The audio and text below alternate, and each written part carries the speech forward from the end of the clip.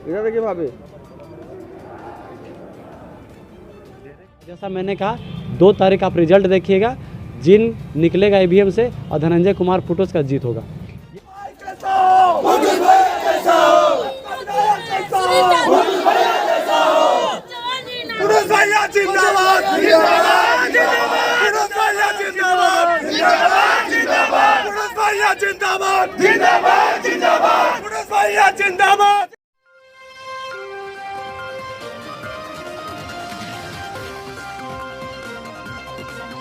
रामगढ़ की जनता को मूर्ख बनाने का काम किया है। रामगढ़ की जनता को ये लोग मूर्ख और बोका समझते हैं। उन्हें ऐसा लगता है कि इन लोगों को बरगला करके हम लोग शासन कर सकते हैं, लेकिन मैं बताना चाहता हूं कि रामगढ़ की जनता अब जागरूक हो चुकी है और अब वो इन लोगों के बहकावे में नहीं आ रही है। इसी का नतीजा है कि हम लोग जो पिछला 15 सालों से जनता के हित में हम लोग निस्वार्थ भावना से काम कर रहे हैं, और जनता का दबाव था और मेरे समर्थकों का भी दबाव था कि अगर हम लोग काम कर रहे हैं तो जनता के बीच में हम लोग को जाना चाहिए। और आप तभी किसी का मदद कर सकते हैं जब आप एक चुने हुए जनप्रतिनिधि बनते हैं, तब आप बेहतर तरीके से उनका मदद कर सकते हैं। इसी को लेकर के हम लोग इस बार चुनाव लड़ रहे हैं, और हमारा मुख्य मुद्दा ये है कि अभी तक जो भी प्रत्याशी जीते हैं वो मूलभूत सुविधाओं से भी लोगों को वंचित रखें, उसके लिए कुछ नहीं किए हैं। हमारा मेन मुद्दा है कि यहाँ पर युवाओं को रोज़गार कैसे दिया जाए, यहाँ की महिला बहनों को स्वरोजगार से कैसे जोड़ा जाए, और जो मूलभूत सुविधा है, अभी लारी आप चले जाइएगा बगल में, यहाँ इसी विधानसभा का है, अभी गर्मी का मौसम आ रहा है, कुछ दिन बाद आप लोगों के पास भी फोटो वीडियो वायरल होगा। वहाँ महिलाएं 2-2, 3-3 किलोमीटर दूर तक पैदल जाती हैं तसला लेकर के, खाली तसला न्यूज़ भी आएगा। तो सोच लीजिए इतने सालों से अगर विकास हुआ रहता तो यहाँ की महिलाओं को पानी के लिए भटकना नहीं पड़ता। बहुत सारे ऐसे मुद्दे हैं, तो जो मूलभूत सुविधाएं हैं उसको भी हम लोग पूरा करने का प्रयास करेंगे।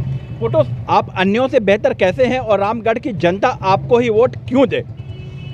देखिए, दूसरा का तो हम नहीं कहेंगे, क्योंकि सबका अपना अपना एजेंडा है, वो अपना उनका विचारधारा है, किसी का अगला विचारधारा है। हम लोग का विचारधारा सीधा सीधी कि ना हम लोग शासन करने आए ना राज करने आए, हम लोग जनता का काम करने के लिए आए हैं, और जनता का काम करने के लिए हम लोग को जो भी कदम उठाना पड़ेगा हम लोग करेंगे। सबसे पहला प्राथमिकता मेरा ये है कि अगर हम विधायक बनते हैं तो मेरा कलम से पहला जो साइन होगा वो होगा कि यहाँ के युवाओं को कैसे रोज़गार से जोड़ा जाए।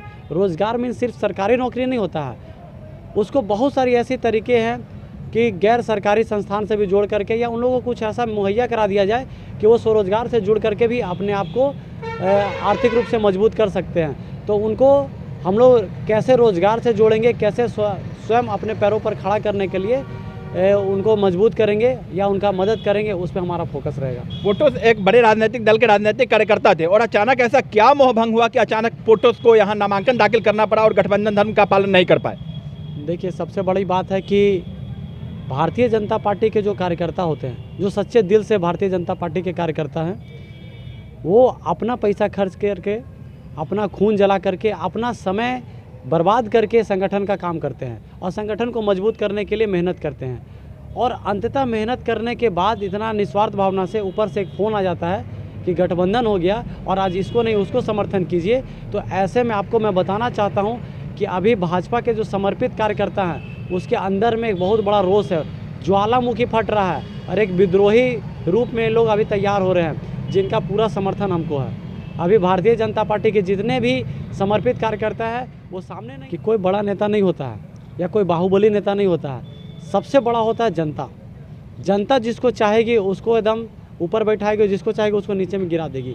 तो जनता का समर्थन हम लोगों को है, जनता के साथ और सपोर्ट से ही हम लोग चुनाव लड़ रहे हैं, क्योंकि हम चुनाव लड़ने से पहले ही जनता के बीच में गए थे और अपना बात को रखे थे, और जनता की तरफ से आया था कि आपको चुनाव लड़ना चाहिए। हमारे समर्थकों के द्वारा कहा गया था कि आपको चुनाव लड़ना है, तब हम लोग आ रहे हैं, और निश्चित तौर पर जनता अपना आशीर्वाद वोट के रूप में देगी, और 2 तारीख को ईवीएम खुलेगा, जिन निकलेगा और धनंजय कुमार फुटोस का जीत होगा। फुटोस, मीडिया के माध्यम से क्या कुछ संदेश रामगढ़ के मतदाताओं को देना चाहेंगे?